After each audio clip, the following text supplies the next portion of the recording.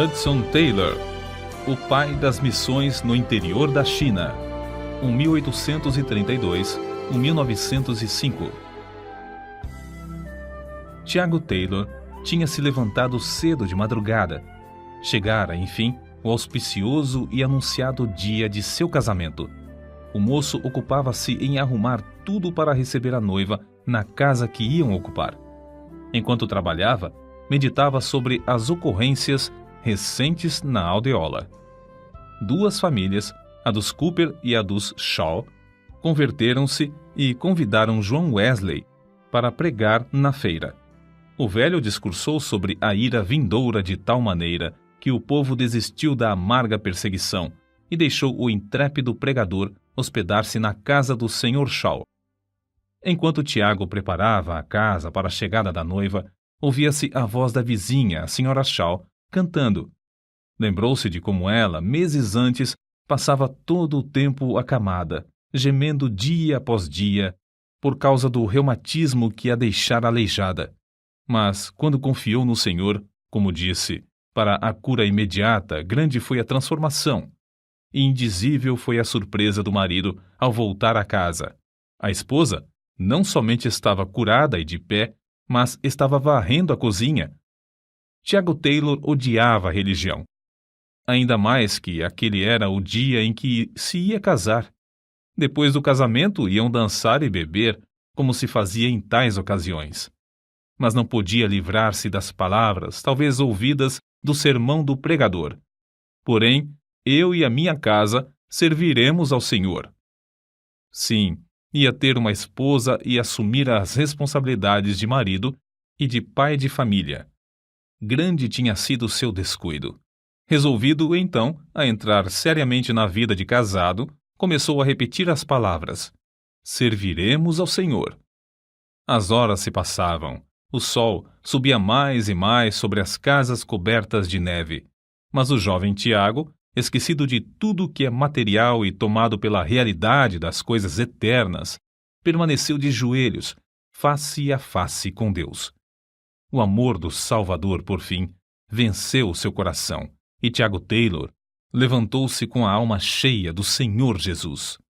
Podemos imaginar como os sinos dobraram, como a noiva e os convivas se impacientaram nesse dia. Já havia passado a hora para a cerimônia de casamento quando o jovem despertou do enlevo com Deus e se levantou da oração. Depois de vestir-se, venceu rapidamente os 3 quilômetros até o vilarejo de Royston. Sem perder tempo em perguntar ao rapaz a razão de tanto atraso, o culto foi realizado e Tiago e Elizabeth saíram da igreja casados.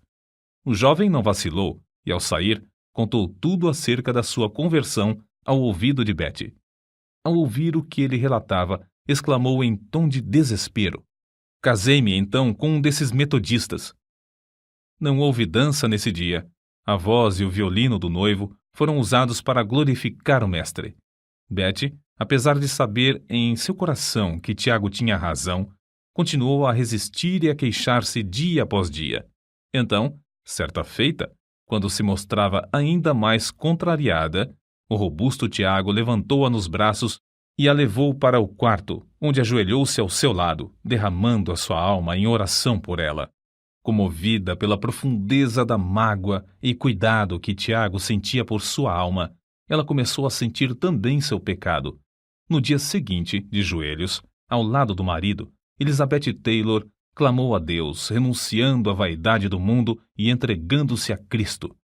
É assim com os bisavós que começa a verdadeira biografia do herói da fé, Hudson Taylor. Os avós e os pais, por sua vez, criaram seus filhos no mesmo temor de Deus. Num memorável dia, antes do nascimento de Hudson, o primogênito da família, o pai procurou a sua esposa para conversar sobre uma passagem das Escrituras que o impressionava profundamente. Na sua Bíblia, leu para ela uma parte dos capítulos 13 de Êxodo e 3 de Números. Santifica-me todo o primogênito, todo o primogênito meu é, meus serão, apartarás para o Senhor.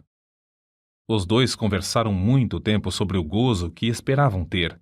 Então, de joelhos, entregaram seu primogênito ao Senhor, pedindo que, desde já, ele o separasse para a sua obra. Tiago Taylor, o pai de Hudson, não somente orava fervorosamente por seus 5 filhos, mas ensinou-os a pedirem detalhadamente a Deus todas as coisas. Ajoelhados diariamente ao lado da cama, o pai colocava o braço ao redor de cada um enquanto orava insistentemente por eles. Desejava que cada membro da família passasse ao menos meia hora todos os dias perante Deus, renovando a alma por meio de oração e estudo das Escrituras. A porta fechada do quarto da sua mãe, diariamente ao meio-dia, apesar das suas constantes e inumeráveis obrigações, tinha também grande influência sobre todos, pois sabiam que ela, assim, se prostrava perante Deus para renovar suas forças e para que o próximo se sentisse atraído ao amigo invisível que habitava nela. Não é de admirar, portanto, que, ao crescer, Hudson se consagrasse inteiramente a Deus.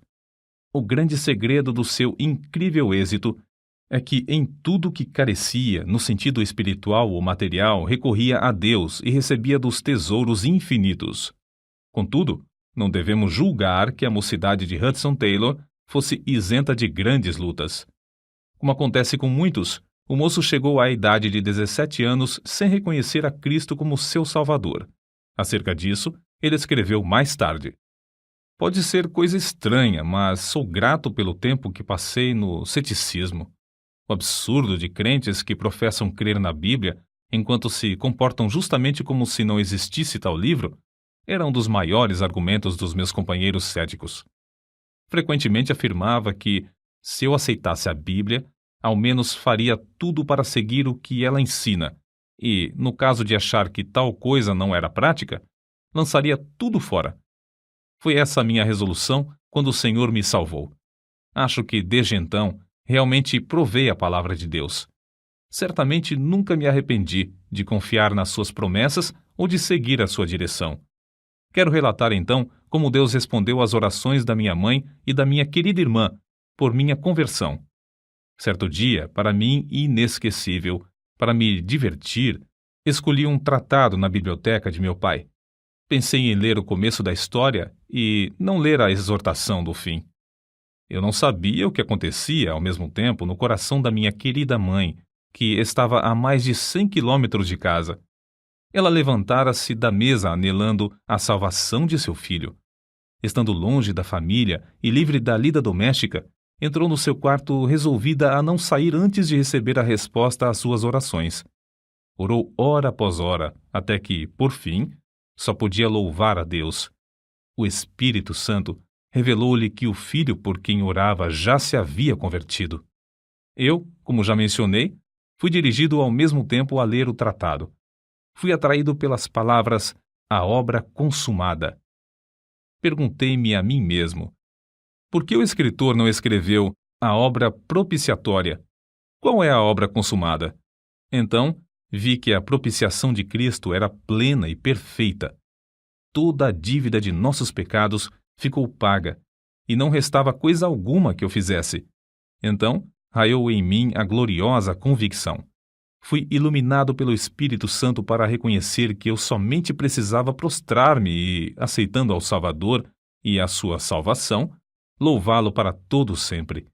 Assim, enquanto a minha querida mãe, no seu quarto, de joelhos, estava louvando a Deus, eu também louvava a Deus na biblioteca de meu pai, onde entrara para ler o livrinho. Foi assim que Hudson Taylor aceitou para a sua própria vida a obra propiciatória de Cristo, um ato que transformou todo o resto da sua vida.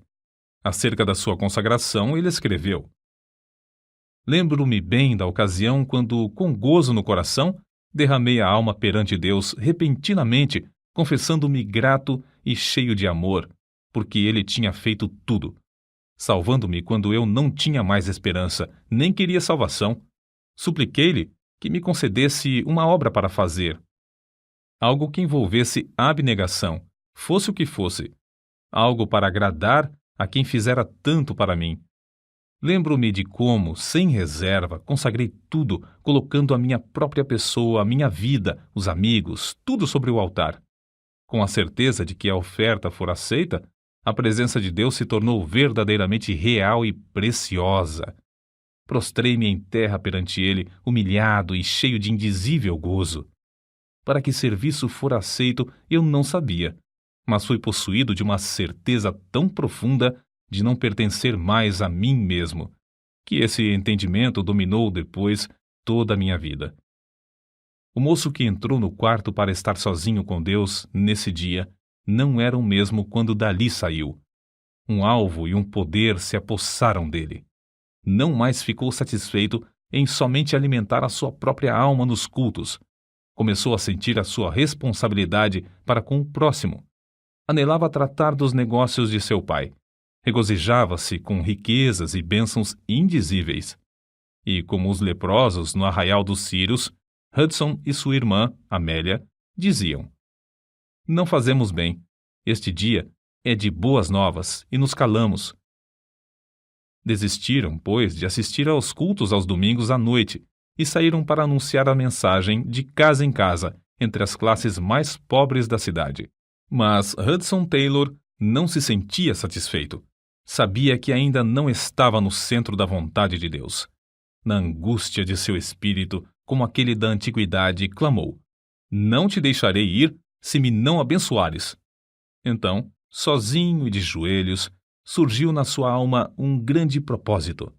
Se Deus rompesse o poder do pecado e o salvasse em espírito, alma e corpo para toda a eternidade, ele renunciaria tudo na terra para ficar sempre ao seu dispor. Acerca dessa experiência, ele mesmo expressou: Nunca me esquecerei do que senti então. Não há palavras para descrever. Senti-me na presença de Deus, entrando numa aliança com o Todo-Poderoso. Pareceu-me que ouvi enunciadas as palavras: Tua oração é ouvida. Todas as condições são aceitas. Desde então, nunca duvidei da convicção de que Deus me chamava a trabalhar na China. A chamada de Deus, apesar de Hudson Taylor quase nunca a mencionar, ardia como um fogo dentro do seu coração. A seguir, a transcrição de um trecho de uma das cartas enviada à sua irmã. Imagina, centenas de milhões de almas sem Deus, sem esperança, na China. Parece incrível. Milhões de pessoas morrem dentro de um ano sem qualquer conforto do Evangelho. Quase ninguém liga importância à China, onde habita cerca de quarta parte da raça humana. Ora por mim, querida Amélia, pedindo ao Senhor que me dê mais da mente de Cristo. Eu oro no armazém, na estrebaria, em qualquer canto onde posso estar sozinho com Deus. E Ele me concede tempos gloriosos. Não é justo esperar que... Vê, a noiva de Hudson. Vá comigo para morrer no estrangeiro. Sinto profundamente deixá-la, mas meu pai sabe qual é a melhor coisa, e não me negará coisa alguma que seja boa. A falta de espaço não nos permite relatar aqui o heroísmo da fé que o jovem mostrou ao suportar os sacrifícios e as privações necessárias para cursar a escola de medicina e de cirurgia para melhor servir o povo da China. Antes de embarcar, escreveu essas palavras à sua mãe: Anelo estar aí uma vez mais e sei que a senhora quer ver-me, mas acho melhor não nos abraçarmos um ao outro mais, pois isto seria encontrarmos-nos para logo nos separarmos para todo sempre. Contudo, sua mãe foi ao porto de onde o navio se ia fazer a vela. Alguns anos depois, ele assim registrou a partida. Minha querida mãe, que agora está com Cristo, veio a Liverpool para despedir-se de mim. Nunca me esquecerei de como ela entrou comigo no camarote em que eu ia morar quase 6 longos meses. Com carinho de mãe, endireitou os cobertores da pequena cama, assentou-se ao meu lado e cantamos o último hino antes de nos separarmos um do outro. Ajoelhamo-nos e ela orou. Foi a última oração de minha mãe antes de eu partir para a China. Ouviu-se então o sinal para que todos os que não eram passageiros saíssem do navio. Despedimo-nos um do outro, sem esperança de nos encontrarmos outra vez. Ao passar o navio pelas comportas, e quando a separação começou a ser realidade, do seu coração saiu um grito de angústia tão comovente que jamais esquecerei. Foi como se meu coração fosse traspassado por uma faca. Nunca reconheci tão plenamente até então o que significam as palavras: pois assim amou Deus ao mundo. Estou certo de que a minha preciosa mãe, nessa ocasião, chegou a compreender mais do amor de Deus para com um mundo que perece do que em qualquer outro tempo da sua vida. Oh, como se entristece o coração de Deus ao ver como seus filhos fecham os ouvidos à chamada divina para salvar o mundo pelo qual seu amado, seu único filho, sofreu e morreu. Os passageiros de navios modernos conhecem muito pouco do incômodo de viajar em navio à vela. Depois de uma das muitas tempestades por que passou Dumfries, o nosso herói escreveu: "A maior parte do que possuo está molhada. O camarote do comissário, coitado, inundou-se. Somente pelas orações e grandes esforços de todos a bordo é que conseguiram salvar as próprias vidas quando o navio, levado por grande temporal, estava prestes a naufragar nas pedras da praia de Gales. A viagem que esperavam realizar em 40 dias levou 5 meses e meio. Somente em 1º de março de 1854, Hudson Taylor, com a idade de 21 anos, conseguiu desembarcar em Xangai, quando então ele escreveu estas impressões. Não posso descrever o que senti ao pisar em terra. Parecia-me que o coração ia estourar. As lágrimas de gratidão e gozo corriam-me pelas faces. Sobreveio-lhe, então, uma grande onda de saudade. Não havia amigos, nem conhecidos, nem qualquer pessoa em todo o país para saudá-lo bem-vindo, nem mesmo alguém que conhecesse o seu nome. Nesse tempo, a China era terra incógnita, a não ser os 5 portos no litoral, abertos à residência de estrangeiros. Foi na casa de um missionário em Xangai, um dos 5 portos, que o moço achou hospedagem. A vitória em todas as provações nesse tempo devia-se à característica mais saliente de Hudson Taylor, talvez a de nunca ficar parado na sua obra, fosse qual fosse o contratempo. Durante os primeiros 3 meses na China, distribuiu 1.800 novos testamentos e evangelhos e mais de 2.000 livros. Durante o ano de 1855, fez 8 viagens. Uma de 300 quilômetros, subindo o rio Yangtze. Em outra viagem, visitou 51 cidades onde nunca antes se ouvira a mensagem do Evangelho. Nessas viagens, foi sempre prevenido do perigo que corria a sua vida entre um povo que nunca tinha visto estrangeiros. Para ganhar mais almas para Cristo, apesar da censura dos demais missionários, adotou o hábito de vestir-se como os chineses. Rapou a cabeça na frente, deixando o resto dos cabelos a formar trança comprida. A calça, que tinha mais de meio metro de folga, ele assegurava conforme o costume, com um cinto. As meias eram de chita branca, o calçado de cetim. O manto, pendendo dos ombros, sobressaía-lhe a ponta dos dedos das mãos mais que 70 centímetros. Mas uma das cruzes mais pesadas que o nosso herói teve de levar foi a falta de dinheiro, quando a missão que o enviara se achava sem recursos. Em 20 de janeiro de 1858, Hudson Taylor casou-se com Maria Dyer, uma missionária de talento na China. Desse enlace, nasceram 5 filhos. A casa em que moraram primeiro, na cidade de Ningpo, tornou-se depois o berço da famosa missão no interior da China. As privações e os encargos de serviço em Xangai, Ningpo e outros lugares eram tais que Hudson Taylor, antes de completar 6 anos na China, foi obrigado a voltar à Inglaterra para recuperar a saúde. Foi para ele quase como que uma sentença de morte quando os médicos informaram-lhe de que nunca mais devia voltar à China. Entretanto, o fato de perecerem mais de 1 milhão de almas todos os meses na China era uma realidade para Hudson Taylor. Com seu espírito indômito, ao chegar à Inglaterra, iniciou imediatamente a tarefa de preparar um inário e a revisão do Novo Testamento para os novos convertidos que deixara na China. Usando ainda o traje chinês, trabalhava tendo o mapa da China na parede e a Bíblia sempre aberta sobre a mesa.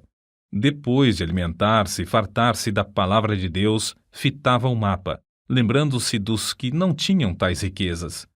Todos os problemas ele os levava a Deus. Não havia coisa alguma demasiado grande, nem tão insignificante, que não fosse deixada com o Senhor em oração. Em razão de suas atividades, estava tão sobrecarregado de correspondência e nos trabalhos dos cultos em prol da China, que após a sua chegada passaram-se mais de 20 dias antes de conseguir abraçar seus queridos pais em Barnsley. Passava às vezes a manhã, outras vezes à tarde, em jejum e oração. O trecho seguinte, escrito por ele, mostra como a sua alma continuou a arder pela obra missionária através de seus discursos nas igrejas da Inglaterra. Havia a bordo, entre os companheiros de viagem, certo chinês que se chamava Pedro. Passara alguns anos na Inglaterra, mas, apesar de conhecer algo do Evangelho, não reconhecia coisa alguma do seu poder para salvar. Senti-me ligado a ele e esforcei-me em orar e falar para levá-lo a Cristo.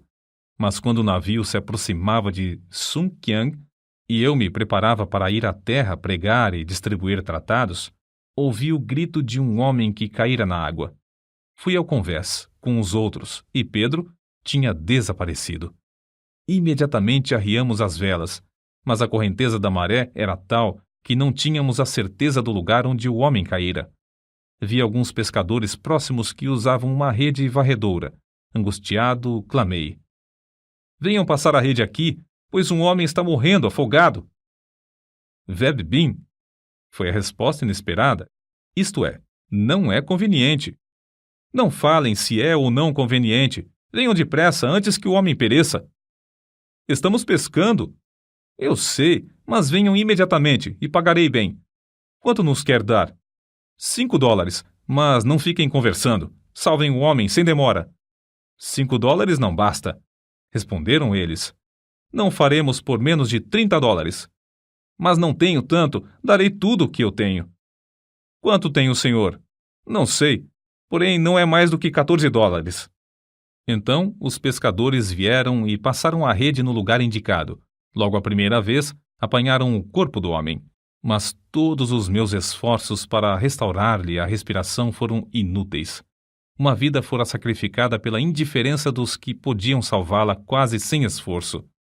Ao ouvirem contar essa história, uma onda de indignação passou por todo o grande auditório. Haveria em todo o mundo um povo tão endurecido e interesseiro como esse? Mas ao continuar o seu discurso, a convicção feriu ainda mais o coração dos ouvintes. O corpo, então, tem mais valor do que a alma? Censuramos esses pescadores, dizendo que foram culpados da morte de Pedro porque era coisa fácil salvá-lo. Mas o que acontece com os milhões que estamos deixando perecer para toda a eternidade? Que diremos acerca da ordem implícita: "Ide por todo o mundo, pregai o evangelho a toda criatura"? Deus nos diz também: "Livra os que estão destinados à morte e os que são levados para a matança, se os puderes retirar." Se disseres: "Eis que não sabemos", porventura, aquele que pondera os corações não o considerará? E aquele que atenta a tua alma não o saberá?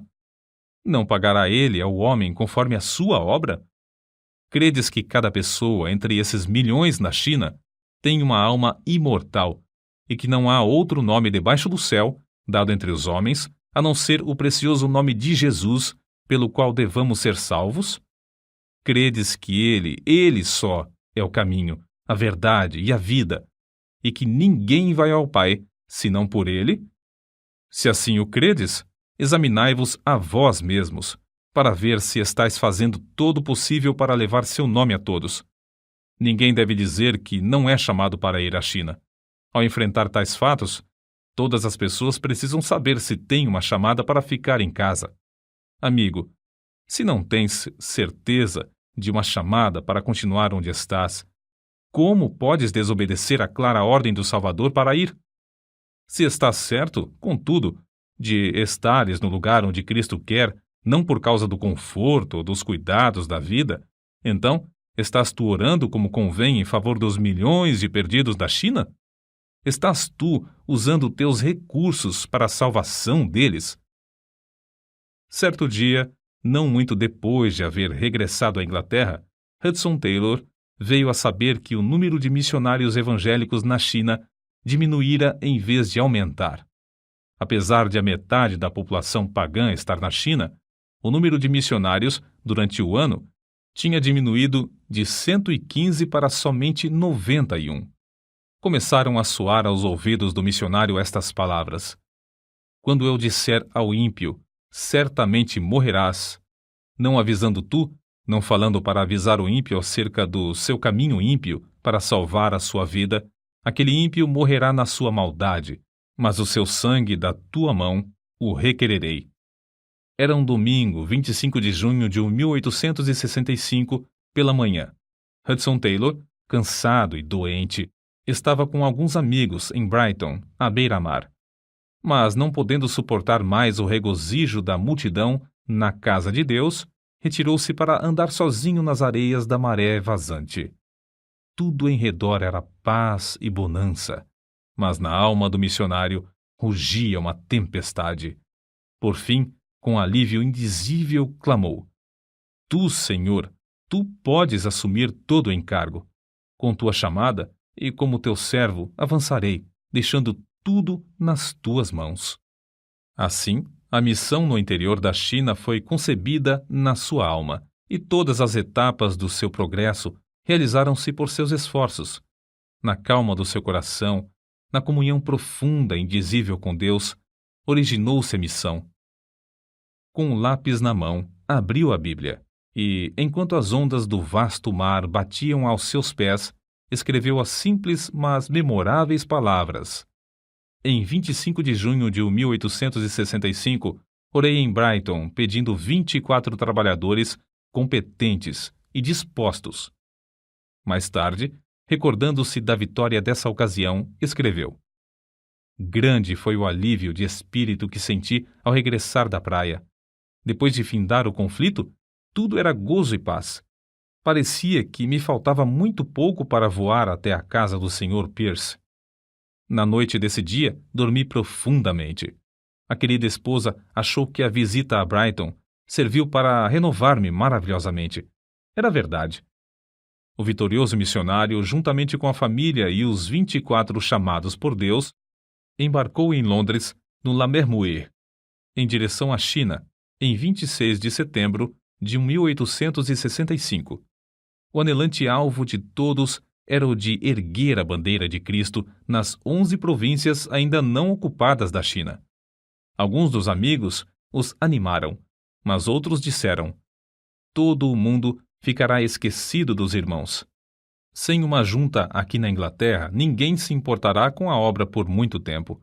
Promessas são fáceis de fazer hoje em dia. Dentro de pouco tempo, não terão o pão cotidiano. A viagem levou mais de 4 meses. Acerca de uma das tempestades, um dos missionários escreveu: durante todo o temporal, o Sr. Taylor se comportou com a maior calma. Por fim, os marinheiros recusaram-se a trabalhar. O comandante aconselhou todos a bordo a amarrarem os cintos de salvação, dizendo que o navio não resistiria à força das ondas mais que 2 horas. Nessa altura, o comandante avançou na direção dos marinheiros com um revólver na mão. Então, o Sr. Taylor aproximou-se dele e pediu-lhe que não obrigasse dessa forma os marinheiros a trabalhar. O missionário dirigiu-se também aos homens e explicou-lhes que Deus ia salvá-los, mas que eram necessários os maiores esforços de todas as pessoas a bordo. Acrescentou que tanto ele como todos os passageiros estavam prontos a ajudá-los, e que, como era evidente, as vidas deles também corriam perigo. Convencidos por esses argumentos, os homens começaram a tirar os destroços, ajudados por todos nós. Em pouco tempo, conseguimos amarrar os grandes mastros, que batiam com tanta força que estavam demolindo um lado do navio. Foram horas de grande regozijo quando o Lamermuir, por fim, aportou em Xangai com todos sãos a bordo. Outro navio, que chegou logo após, perdera 16 das 22 pessoas a bordo. Os missionários iniciaram o ano de 1867 com um dia de jejum e oração, pedindo, como Jabes, que Deus os abençoasse e estendesse os seus termos. O Senhor os ouviu, dando-lhes entrada durante o ano em outras tantas cidades. Encerraram o ano com outro dia de jejum e oração. Um culto durou das 11 da manhã às 3 da tarde, sem ninguém se sentir enfadado. Outro culto se realizou às 8h30 da noite, quando sentiram ainda mais a unção do Espírito Santo. Continuaram juntos em oração até a meia-noite, quando celebraram a Ceia do Senhor. No início de 1867, o Senhor chamou Graça Taylor, filha de Hudson Taylor, para o lar eterno, quando ela completava 8 anos de idade. No ano seguinte, a senhora Taylor e o filho, Noel, faleceram de cólera. Foi assim que se expressou o pai e marido. Ao amanhecer o dia, apareceu à luz do sol o que fora ocultado pela luz da vela, a cor característica da morte no rosto da minha esposa. O meu amor não podia ignorar mais, não somente o seu estado grave, mas que realmente ela estava morrendo. Ao conseguir acalmar o meu espírito, eu lhe disse: "Sabes, querida, que estás morrendo?" "Morrendo? Achas que sim? Por que pensas tal coisa?" "Posso ver que sim, querida. As tuas forças estão se acabando." "Será mesmo? Não sinto qualquer dor, apenas cansaço." "Sim. Estás saindo para a casa paterna. Brevemente estarás com Jesus." Minha preciosa esposa, lembrando-se de mim e de como eu devia ficar sozinho em um tempo de tão grandes lutas, privado da companheira com a qual tinha o costume de levar tudo ao trono da graça, disse: "Sinto muito." Então ela parou, como que querendo corrigir o que dissera. Porém, eu lhe perguntei: "Estás triste por causa da partida para estar com Jesus?" Nunca me esquecerei de como ela olhou para mim e respondeu: "Oh, não. Bem sabes, querido, que durante mais de 10 anos não houve sombra alguma entre mim e meu Salvador. Não estou triste por causa da partida para estar com ele, mas me entristeço porque terás de ficar sozinho nessas lutas. Contudo, ele estará contigo e suprirá tudo o que é mister." Nunca presenciei uma cena tão comovente, escreveu o Sr. Duncan. Com a última respiração da querida Sra. Taylor, Hudson caiu de joelhos, o coração transbordando, e a entregou ao Senhor, agradecendo-lhe a dádiva e os 12 anos e meio que passaram juntos. Agradeceu-lhe também pela bênção de ele mesmo a levar para a sua presença. Então, solenemente, dedicou-se a si mesmo novamente ao serviço do Mestre. Não é de supor que Satanás deixasse a missão no interior da China invadir seu território com 24 outros obreiros, sem incitar o povo à maior perseguição. Foram distribuídos em muitos lugares impressos atribuindo aos estrangeiros os mais horripilantes e bárbaros crimes, especialmente aos que propagavam a religião de Jesus. Alvoroçaram-se cidades inteiras, e muitos dos missionários tiveram de abandonar tudo e fugir para escapar com vida. Quase 6 anos depois de o grupo do Lamermuir haver desembarcado na China, Hudson Taylor precisou voltar novamente para a Inglaterra.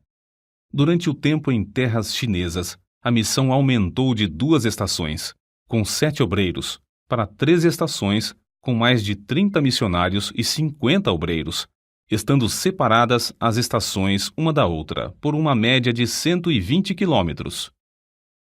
Foi durante essa visita à Inglaterra que Hudson Taylor se casou com Miss Falding, também fiel e provada missionária na China.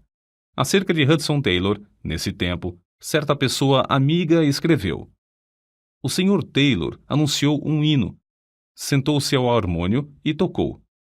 Não fui atraído por sua personalidade. Era de físico franzino e voz mansa. Como os demais jovens, eu julgava que uma grande voz sempre acompanhava um verdadeiro prestígio. Mas quando ele disse 'oremos' e nos dirigiu em oração, mudei de parecer. Eu nunca ouvira alguém orar como ele. Havia na sua oração uma ousadia, um poder, que fez todas as pessoas presentes se humilharem e se sentirem na presença de Deus. Falava face a face com Deus, como um homem fala com um amigo. Sem dúvida, tal oração era fruto de longa permanência com o Senhor. Era como o orvalho descendo dos céus. Tenho ouvido muitos homens orarem, mas não ouvi ninguém como o Sr. Taylor e o Sr. Spurgeon. Ninguém, depois de ouvir como esses homens oravam, pode esquecer-se de tais orações. Foi a maior experiência da minha vida ouvir o Sr. Spurgeon. Era como se ele tivesse tomado a mão do auditório de 6.000 pessoas e as levado ao Santo dos Santos. E ouvir o Sr. Taylor rogar pela China era reconhecer algo do que significa a súplica fervorosa do justo. Foi em 1874 quando, com a esposa, subiam o grande rio Yangtze e ele meditava sobre as 9 províncias que se estendiam dos trópicos de Burma ao planalto da Mongólia e as montanhas do Tibete, que Hudson Taylor escreveu. A minha alma anseia e o coração arde pela evangelização de centenas de milhões de habitantes dessas províncias sem obreiros. Oh, se eu tivesse 100 vidas a dar ou gastar por eles! Mas, no meio da viagem, receberam notícias da morte da fiel missionária Amelia Bletchley, na Inglaterra. Ela não somente cuidava dos filhos do Sr. Taylor, mas também servia como secretária da missão. Grande foi a tristeza de Hudson Taylor ao chegar à Inglaterra e achar não somente os seus queridos filhos separados e espalhados, mas a obra da missão quase paralisada. Mas isso não foi ainda a sua maior tristeza. Na sua viagem pelo rio Yangtze, o Sr. Taylor, ao descer a escada do navio, sofreu uma grande queda. Caiu sobre os calcanhares de tal maneira que o choque ofendeu a espinha dorsal. Depois que chegou à Inglaterra, o incômodo da queda agravou-se até ele ficar acamado. Sobreveio-lhe, então, a maior crise da sua vida, justamente quando havia maior necessidade de seus esforços. Completamente paralítico das pernas, tinha de passar todo o tempo deitado de costas. Uma pequena cama era a sua prisão.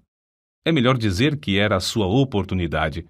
Ao pé da cama, na parede, estava fixado um mapa da China, e ao redor dele, de dia e de noite, estava a presença divina. Aí, de costas, mês após mês, permaneceu nosso herói, rogando e suplicando ao Senhor em favor da China. Foi-lhe concedida a fé para pedir que Deus enviasse 18 missionários. Em resposta aos seus apelos para a oração, escritos com a maior dificuldade e publicados no jornal, 60 moços responderam de uma vez. Dentre eles, 24 foram escolhidos. Ali, ao lado do leito, ele iniciou aulas para os futuros missionários e ensinou-lhes as primeiras lições da língua chinesa. E o Senhor os enviou para a China. Lê-se o seguinte acerca de como o missionário, com o corpo inutilizado nesse tempo, ficou bom. Ele foi tão maravilhosamente curado em resposta à oração que podia cumprir com um incrível número de suas obrigações. Passou quase todo o tempo das férias em Guernsey, escrevendo. Durante os 15 dias que passou ali, apesar de desejar compartilhar da delícia da linda praia com seus filhos, saiu com eles apenas uma vez. Mas as cartas que enviou para a China e outros lugares valiam mais do que ouro.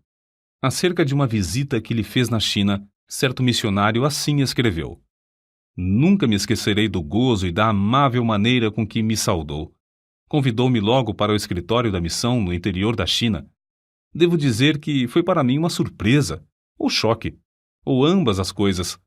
Os móveis eram caixotes. Uma mesa estava coberta de inúmeros papéis e cartas.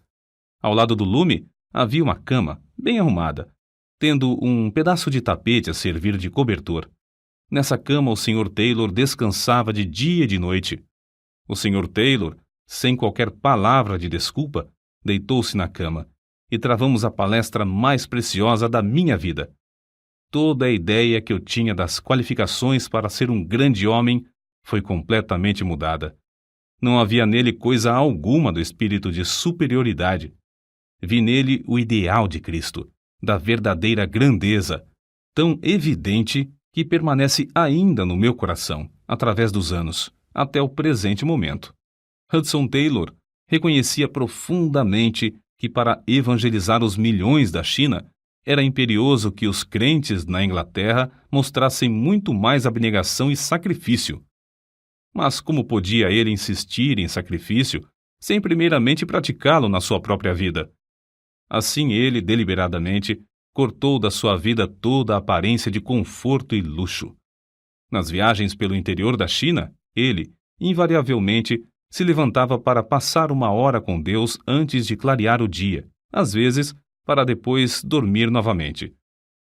Quando eu despertava para alimentar os animais, sempre o achava lendo a Bíblia à luz de vela.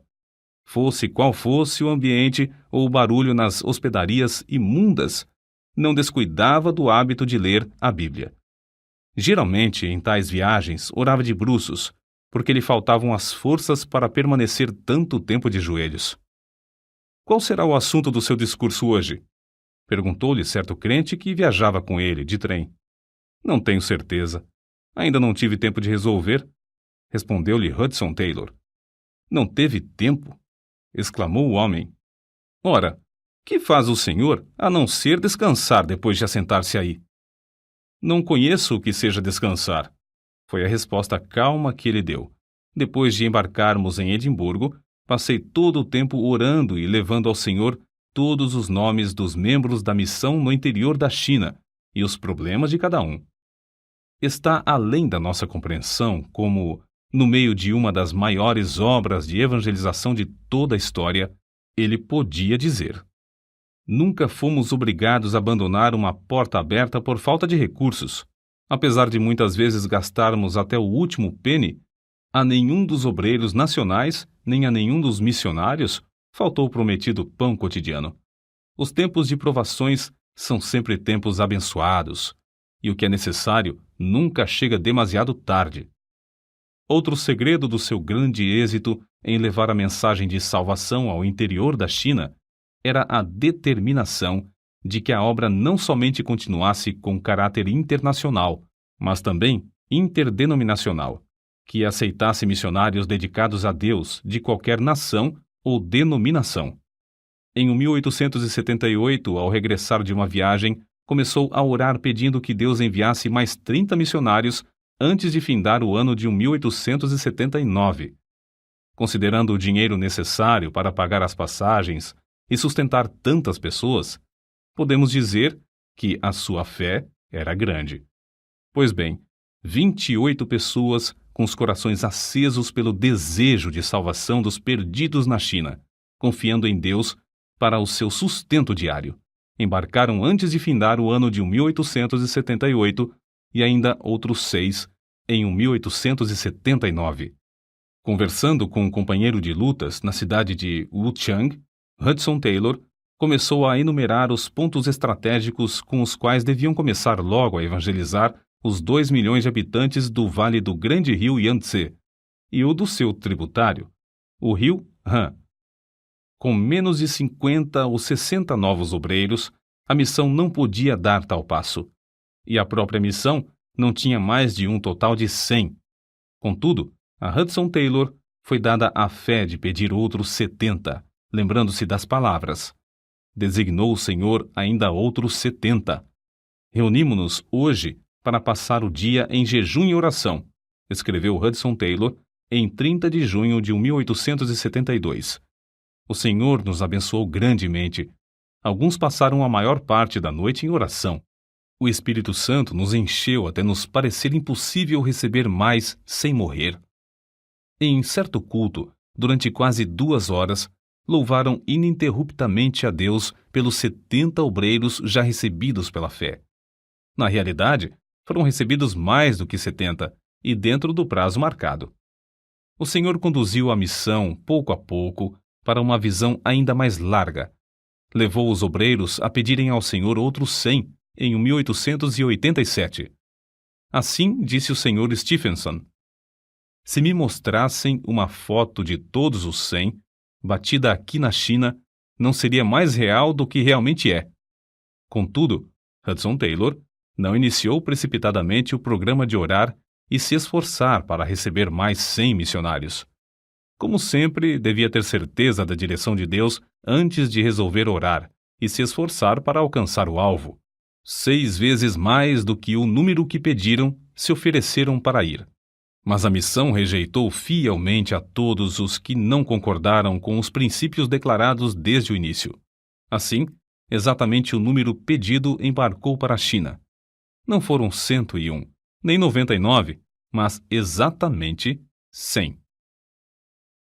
Depois da visita de Hudson Taylor ao Canadá, aos Estados Unidos e à Suécia em 1888 e 1889, a missão no interior da China gozou de um dos maiores impulsos para avançar em todos os anais da história de missões.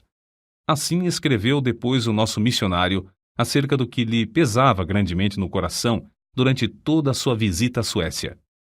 Confesso-me envergonhado de que, até essa ocasião, nunca tivesse meditado sobre o que o Mestre realmente queria dizer ao mandar pregar o Evangelho a toda criatura. Esforcei-me durante muitos anos, como muitos outros servos de Deus, para levar o Evangelho aos lugares mais distantes.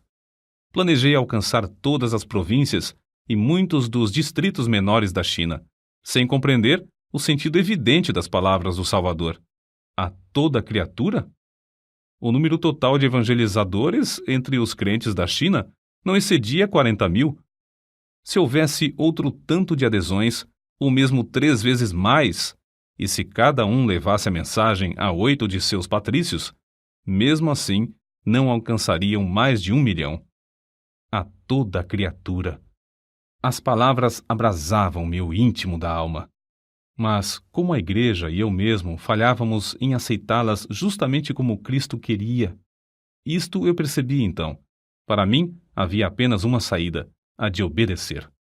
Qual será a nossa atitude para com o Senhor Jesus Cristo quanto a essa ordem? Suprimiremos o título Senhor, que lhe foi dado, para reconhecê-lo apenas como nosso Salvador? Aceitaremos o fato de ele tirar a penalidade do pecado, mas nos recusarmos a confessar que fomos comprados por bom preço e que ele tem o direito de esperar a nossa obediência implícita? Diremos que somos os nossos próprios senhores, prontos a conceder-lhe apenas o que lhe é devido, a ele, que nos comprou com seu próprio sangue, com a condição de não pedir demasiado? As nossas vidas, os nossos queridos, as nossas possessões são somente nossas, não são dele? Daremos o que acharmos conveniente e obedeceremos à sua vontade somente se ele não nos pedir demasiado sacrifício? Estamos prontos a deixar Jesus Cristo nos levar aos céus, mas não queremos que esse homem reine sobre nós? Os corações de todos os filhos de Deus rejeitarão, certamente, uma afirmação assim formulada. Mas não é verdade que inumeráveis crentes em todas as gerações se comportaram tal como se isso fosse a base própria para suas vidas? São poucas as pessoas que o povo de Deus que reconhecem a verdade de que ou Cristo é o Senhor de tudo, ou então não é Senhor de coisa alguma. Se somos nós que julgamos a palavra de Deus e não a palavra que nos julga, se concedemos a Deus somente o quanto quisermos, então somos nós os senhores, e ele, o nosso devedor, e, consequentemente, ele deve ser grato pela esmola que lhe concedemos. Deve sentir-se obrigado por nossa concordância aos seus desejos. Se, ao contrário, ele é Senhor, então tratemo-lo como Senhor.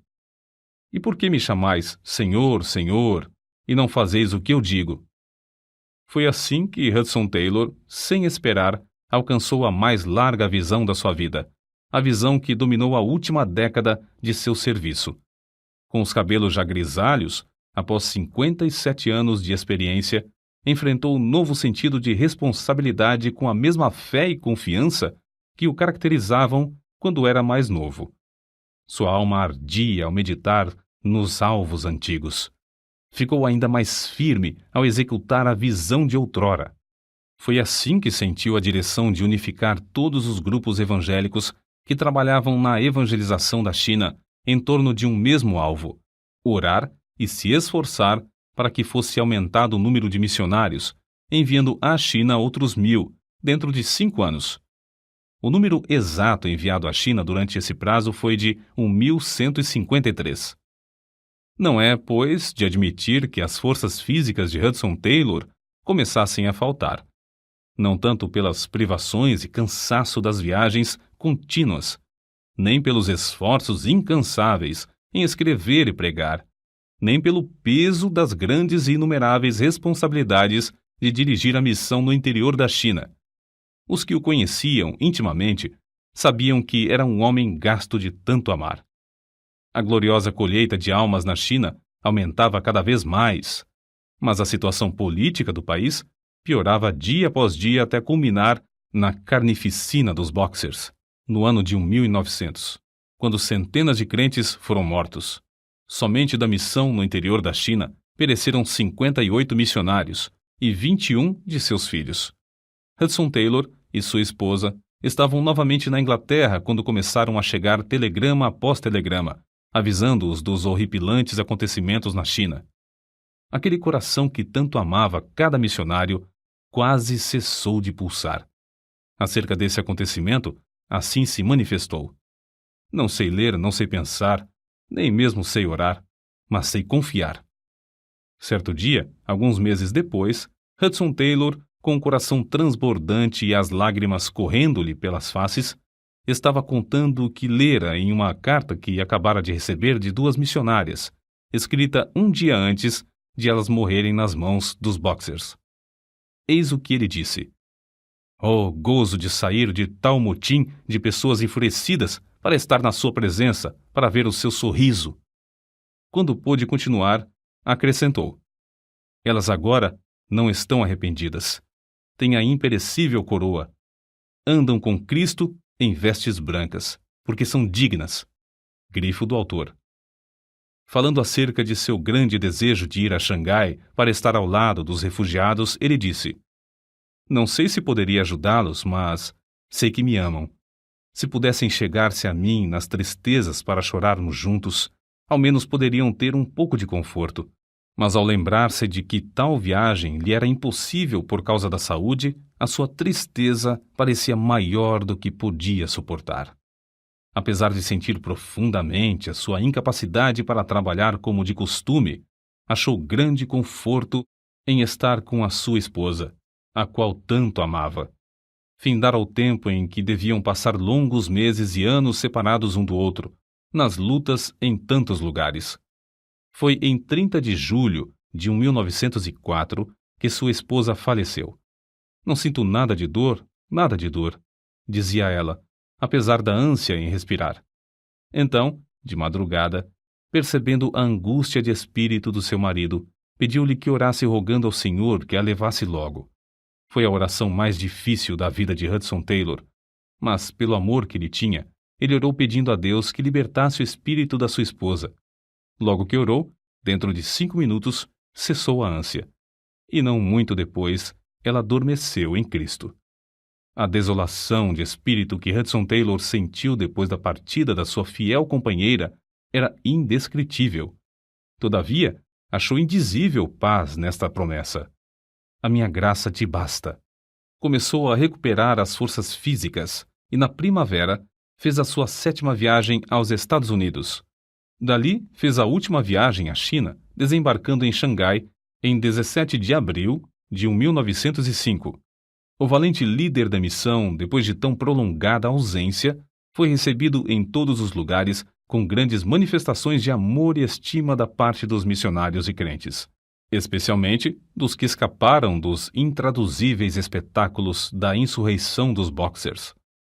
Em Xinjiang, o veterano missionário visitou o cemitério onde estão gravados os nomes de 4 filhos e o da esposa.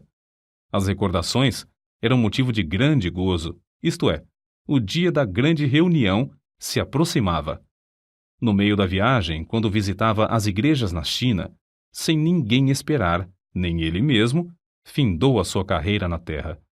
Seu passatempo aconteceu na cidade de Changsha, em 3 de junho de 1905. Sua nora contou o seguinte sobre o ocorrido. O querido papai estava deitado. Como sempre gostava de fazer, tirou as cartas dos queridos da sua carteira e as estendeu sobre a cama. Baixou-se para ler uma das cartas, perto do candeeiro aceso, colocado na cadeira ao lado do leito. Para que ele não se sentisse demasiadamente incomodado, puxei outro travesseiro e o coloquei por baixo da sua cabeça, e assentei-me numa cadeira ao seu lado. Mencionei as fotografias da revista Missionary Review, que estava aberta sobre a cama. Howard tinha saído para ir buscar algo para comer, quando papai, de repente, virou a cabeça e abriu a boca como se quisesse espirrar. Abriu a boca a segunda e a terceira vez. Não clamou, não pronunciou qualquer palavra, não mostrou qualquer dificuldade para respirar, nada de ânsia. Não olhou para mim e não parecia cônscio. Não era a morte, era a entrada na vida imortal. Seu semblante era de descanso e sossego. Os vincos do rosto feitos pelo peso da luta de longos anos pareciam haver desaparecido em poucos momentos. Parecia dormir como criança no colo da mãe. O próprio quarto parecia cheio de indizível paz. Na cidade de Xinjiang, à beira do grande rio que tem a largura de mais de 2 quilômetros, foi enterrado o corpo de Hudson Taylor. Muitas foram as cartas de condolências recebidas de fiéis filhos de Deus do mundo inteiro. Emocionantes foram os cultos celebrados em vários países em sua memória. Impressionantes foram os artigos e livros impressos acerca das suas vitórias na obra de Deus. Mas as vozes mais destacadas, as que Hudson Taylor mais apreciaria, se pudesse ouvi-las, eram as das muitas crianças chinesas que, cantando louvores a Deus, deitaram flores sobre o seu túmulo.